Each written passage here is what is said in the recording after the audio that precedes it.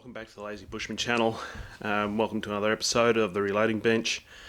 In front of me is not a complete rifle, as you can see. It's actually the stock off my Parker-Hale Midland in 243.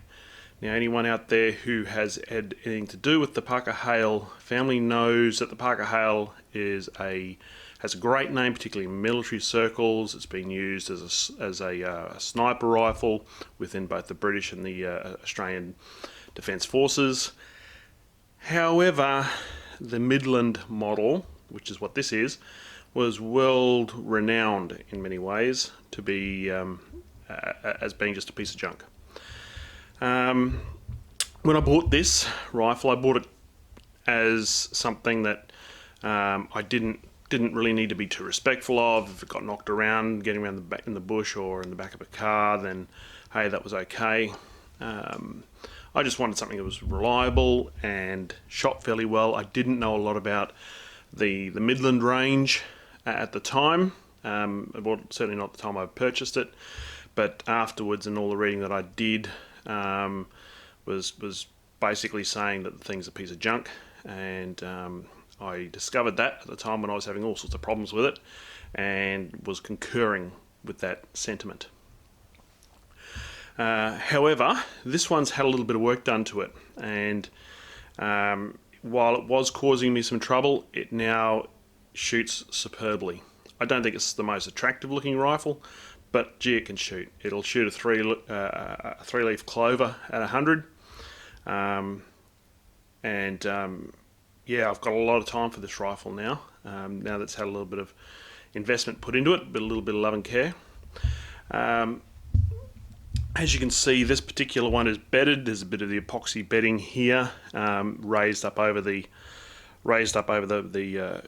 gives the barrel a bit of a rise over the wooden stock, which floats it. It's only the action is only kept in place with two screws, one near the halfway along the stock and one back at the at the rear of the trigger assembly. This thing did give me a lot of grief, and I lost some really good pigs to this thing. And the problem with it was that it was stove piping when it was feeding. For those who don't know what stove piping is, it's when the bullet is basically loading up, and I don't know if you can see this that well, but loading when it comes out of the magazine, being pushed by the floor plate. This thing, it was pushing up and jamming. Gave me no end of grief. I took it to a gunsmith, he mucked around with it, he put a new floor plate in and other things. It improved it. I messed around with different projectiles, more rounded projectiles and a range of things, and still wouldn't work. In the end, and I don't know why I did it, actually I might have read something on a Seiko forum now, but I can't quite remember. I ended up pulling the spring off the floor plate, off the follower. This is another one. This is in a bag that said Parker-Hale bits, but I'm not sure why I've got this, because it doesn't actually fit this rifle, so I'm sort of a little bit unsure. But this spring here anyway, I basically pulled it off, put it in upside down, and all my feeding problems went away, and it's been a fantastic gun ever since. Before I go too much further, what I'm going to do is just pause the video and just put the thing back together. No one needs to see me just put two screws in. I think anybody can do that, and I'll be back in just a moment. Okay guys, we're back. As you can see, I've just put the action back into the stock. I had two screws, as I said, and we're away. Look, it's just a safety up the top. Other than that, it's your general bolt action repeater. The scope I've got on this is a piece of rubbish, because at one point I actually thought about selling it, and I thought I'd throw this on. It's just an old Tasco, which is the better models. Old Tasco 6x40 fixed power. I do have a couple of nice 3 to 9s in a Burris and probably something else as well. I may end up switching that over and putting it on here. It does have the bridge mount opposed to the stock mounts, which are more of a weaver style base that goes on this. The other thing too, this is the economical model. The floor plate's plastic. It looks pretty enough, but it's still plastic. And that's really, there's not a lot to say about this. As I said, there's a lot of people had trouble with this, had troubles with the screws and the bases.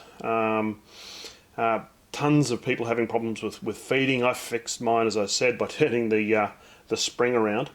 The only thing I really wanted to bring up about this, which is I thought at least was a little bit interesting, was up until about 1990, 92, Parker-Hale produced out of England some beautifully performing rifles. They did run into some financial difficulty, and they got bought by Midland Arms, and so this goes by the name of Parker-Hale Midland, and I believe the Midland brand is still getting around over in England, though very, very small following, and they make a range of other products now, I believe, other than just firearms. But what was interesting about this particular one was that the company, because of its financial situation, bought a whole stack of these Springfield bolts.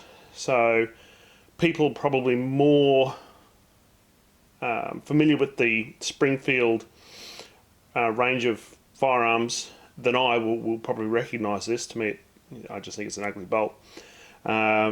We'll probably notice this is a Springfield 03, I think is what they call it, bolt. They bought a whole stack of these, and basically they cast an action around it. Not really the best method of firearms design, but hey, if you can get them shooting, they do shoot great. The other thing about the 243 for me is that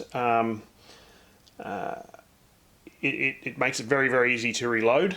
Most of my stuff uses pretty much all the same powders, same shell holdings, because they're all in that larger caliber, based around what was originally a 30 caliber type of bullet, being the 270 I've got, which you saw last time, which is based on a 30-06 case that's neck down.